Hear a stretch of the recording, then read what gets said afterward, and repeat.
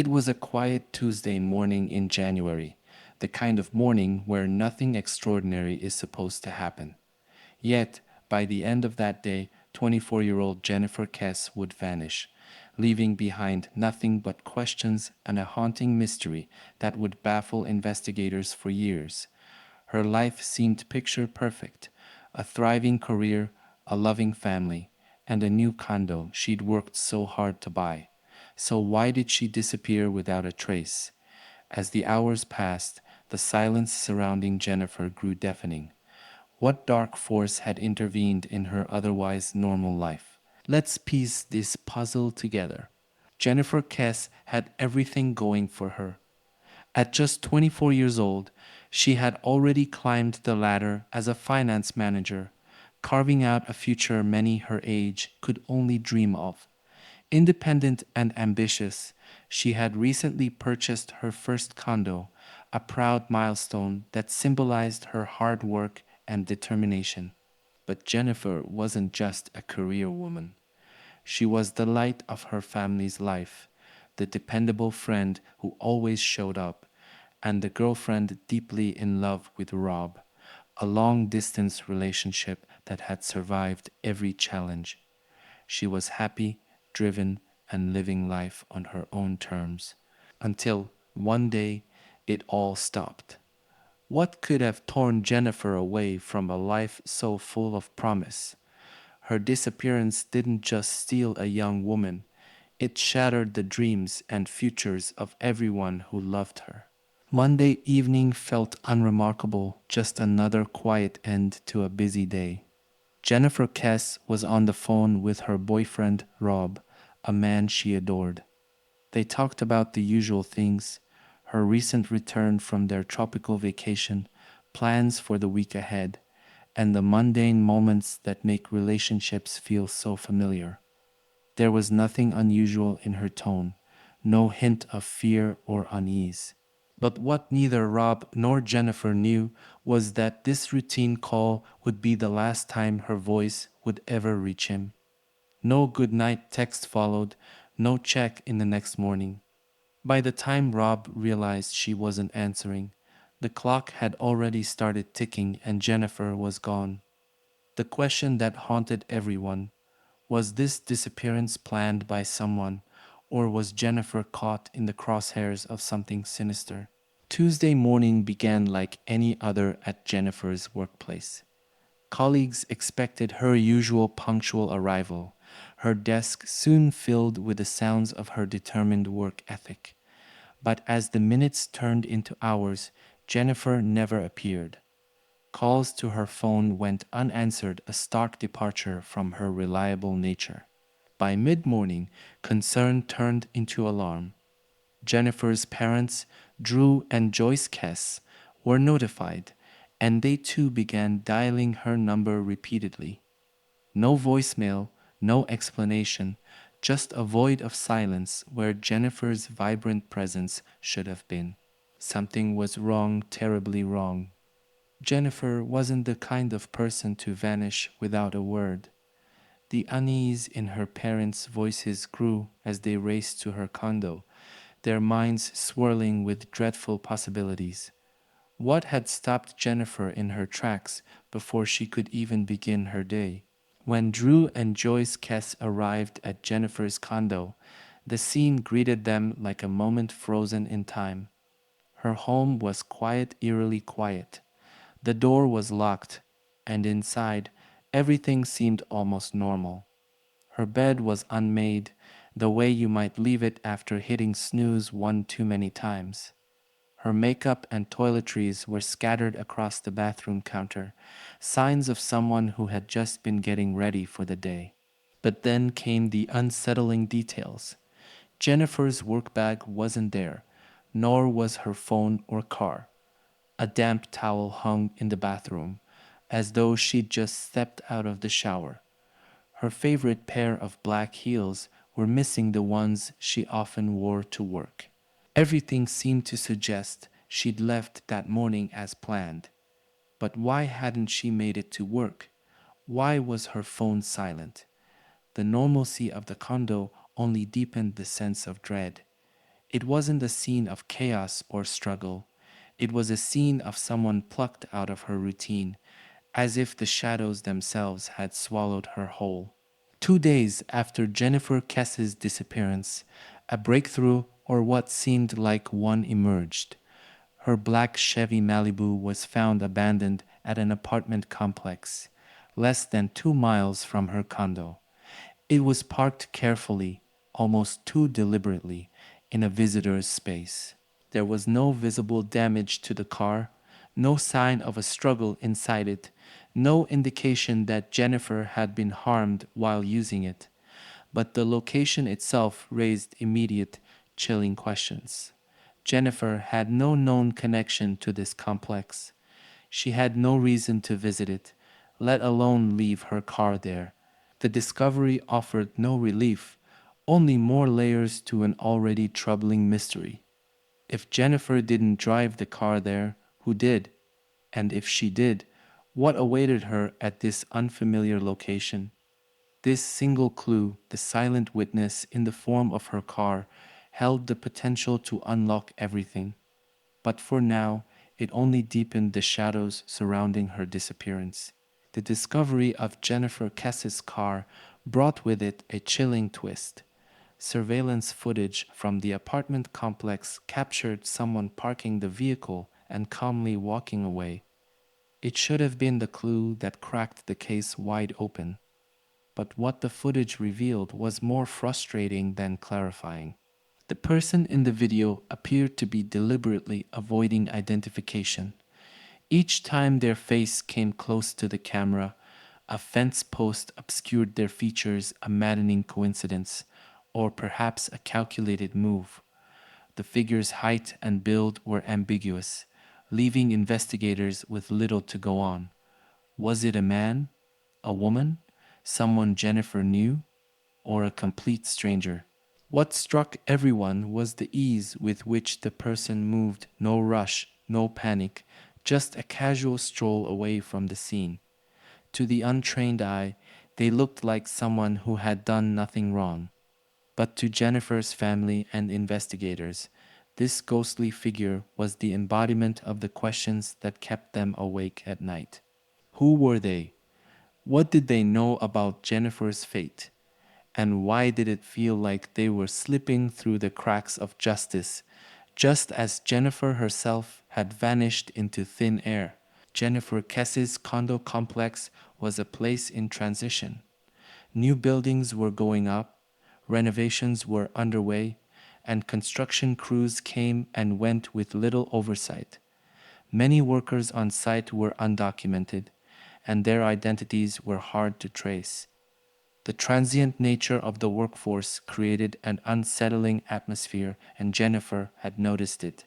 In the weeks leading up to her disappearance, Jennifer confided in friends and family that she felt uneasy. She mentioned being stared at by workers and even avoided certain areas of the property when she was alone. Her father later recalled her saying she didn't feel safe walking to her car. Could her instincts have been a warning sign? Was someone watching her, learning her routine, waiting for the right moment to act? Or was her discomfort just a coincidence, an unrelated feeling that now cast long shadows over an already chilling case? As investigators began to look into the construction crews, they faced an uphill battle. The lack of documentation meant following up on leads was like chasing ghosts. But Jennifer's unease couldn't be ignored. It was a clue in its own right.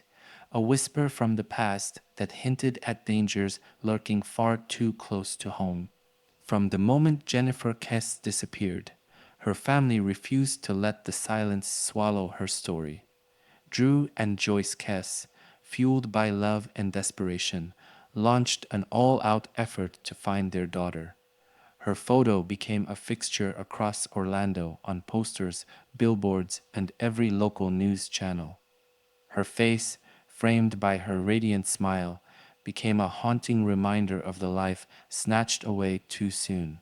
They set up a tip line, pleading with the public for any information, no matter how small.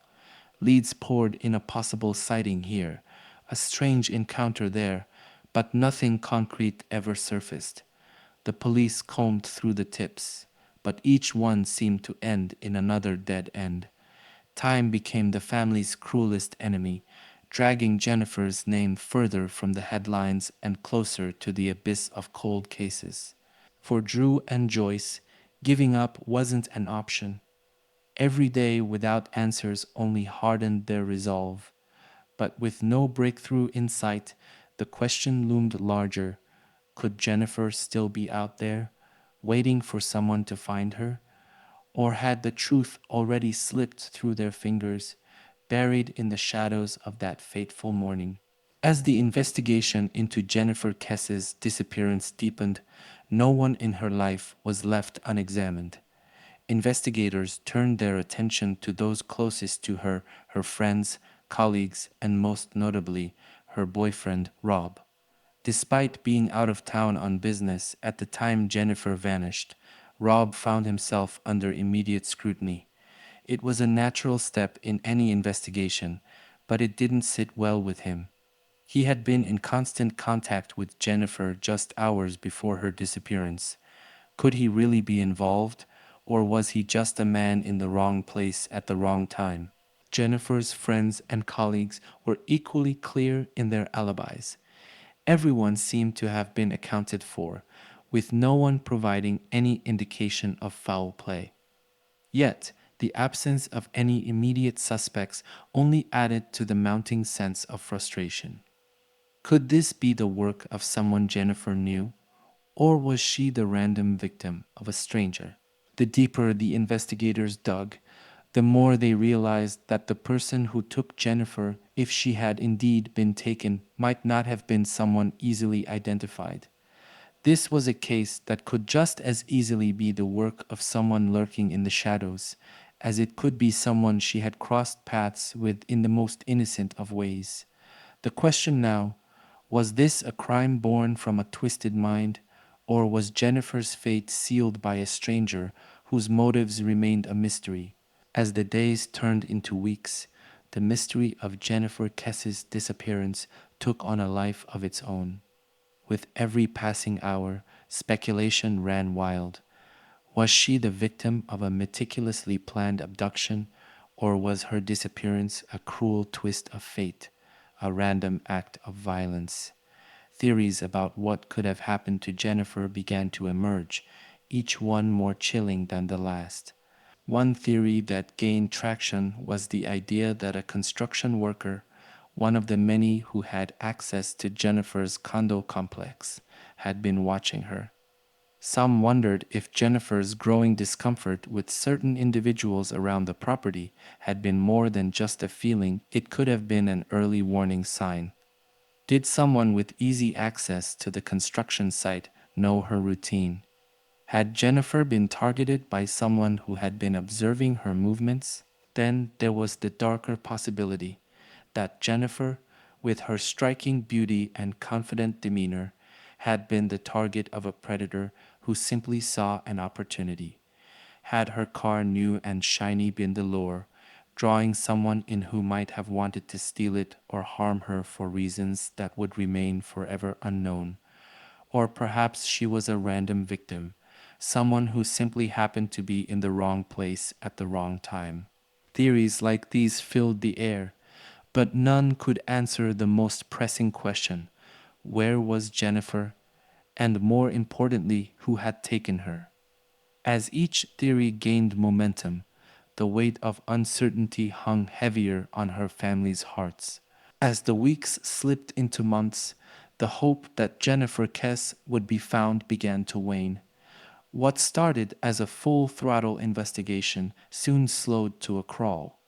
Leads dried up, and critical evidence seemed just beyond reach, slipping through the cracks like sand through an hourglass. Every avenue explored, every potential witness questioned, only seemed to lead to more dead ends. For Jennifer's family, the frustration was unbearable. Each passing day without answers felt like a new wound, deeper and harder to bear. Drew and Joyce Kesse, unable to shake the feeling that their daughter was still out there, voiced their growing concerns. They criticized the handling of the case, particularly the delays and missed opportunities in the critical early hours after Jennifer's disappearance. Had precious time been lost when it could have made all the difference? Why hadn't the car's discovery been pursued with more urgency? The Kess family felt the weight of missed chances on their shoulders, and with every unanswered question, they grew more convinced that the investigation was faltering. Their frustration boiled over what if the answers they needed had been overlooked. What if Jennifer was out there, still waiting for someone to find her, but the truth was slipping away with every hour that passed? The silence surrounding Jennifer Kesse's disappearance was deafening, unnerving in its emptiness. Days stretched into weeks, and then months, yet there were no ransom demands, no anonymous phone calls, no sightings from witnesses, no messages, no clues, no whispers from the shadows. For someone to vanish so completely, without a single trace or indication of what happened, was a rarity even in the world of mysterious disappearances. The quiet only seemed to deepen the mystery. Jennifer had been an outgoing, social person, someone who wouldn't just disappear without a reason. But the complete lack of evidence, the absence of any communication from her, made it feel as though she had simply vanished into thin air. Even the most seasoned investigators, who had worked on cases much darker and more complex, were left with nothing. The frustration was palpable. Was Jennifer taken? And if so, why hadn't there been any attempt to reach out to her family? Or was the answer far more chilling that Jennifer had been meant to vanish, and whoever was responsible had calculated every move, leaving nothing but silence in their wake? The surveillance footage from the apartment complex offered a glimpse into the mystery, but it only raised more questions than it answered. A figure blurred by the poor quality of the video was seen parking Jennifer Kesse's car and calmly walking away from the scene. It was a chilling image, a person who knew exactly what they were doing, moving with eerie calmness, as if they had no fear of being caught. Despite the grainy footage, it was clear that this figure held the answers. Who were they? And why had they never come forward? Investigators pored over the footage, scrutinizing every frame, but the person's face remained just out of view at every crucial moment, obscured by a fence or shadow. It was maddening, a haunting image of a person who might know everything, yet remained just out of reach. Could it be someone Jennifer knew? Or was it a stranger who had been watching her, waiting for the right moment?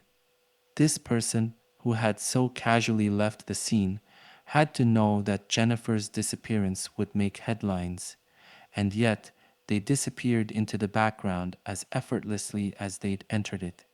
For everyone involved, the lack of answers left a cold, gnawing feeling someone held the key, but they were slipping further away with every passing day. Years after Jennifer Kesse's disappearance, troubling reports about her condo complex began to surface, casting an unsettling light on the circumstances leading up to her vanishing.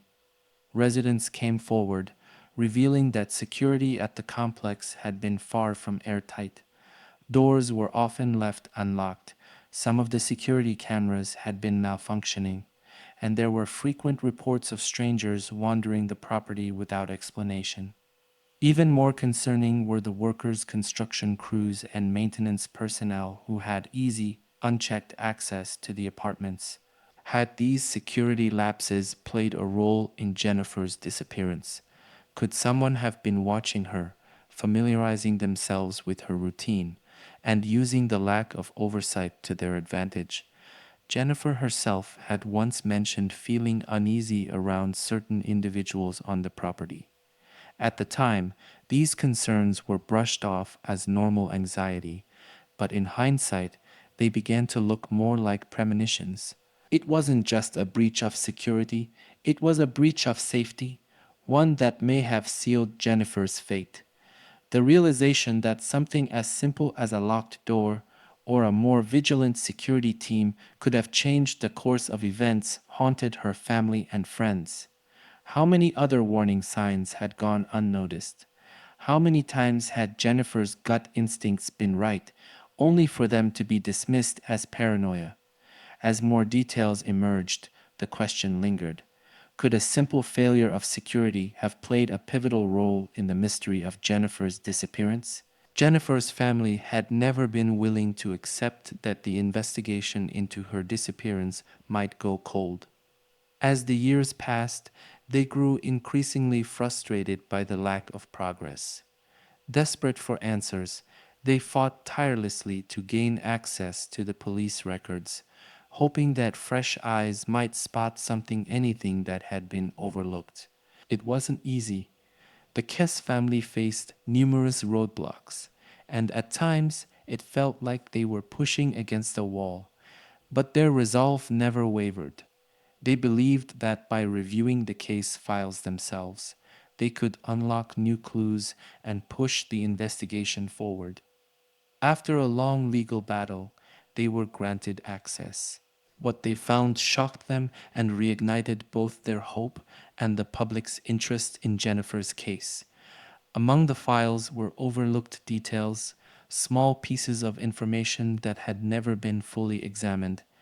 In particular, there were inconsistencies in the initial investigation that raised more questions than answers. It was clear that the case hadn't been handled with the level of urgency it deserved, and certain leads had been abandoned too quickly. The Kess family immediately shared their findings with the media, bringing the case back into the public eye.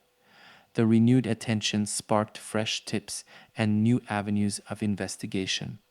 For the first time in years, there was a sense of momentum. Jennifer's case, once overshadowed by silence, had been thrust back into the spotlight, but the question remained, would this new surge of interest lead to answers, or would it only deepen the mystery further? Jennifer Kesse's disappearance has become more than just an unsolved case. It has become a symbol of perseverance for families of missing persons everywhere. Her parents, Drew and Joyce Kesse, refused to give up on their daughter. Despite the years that have passed, they continue to hold on to the hope that Jennifer is still alive, somewhere out there, waiting to be found.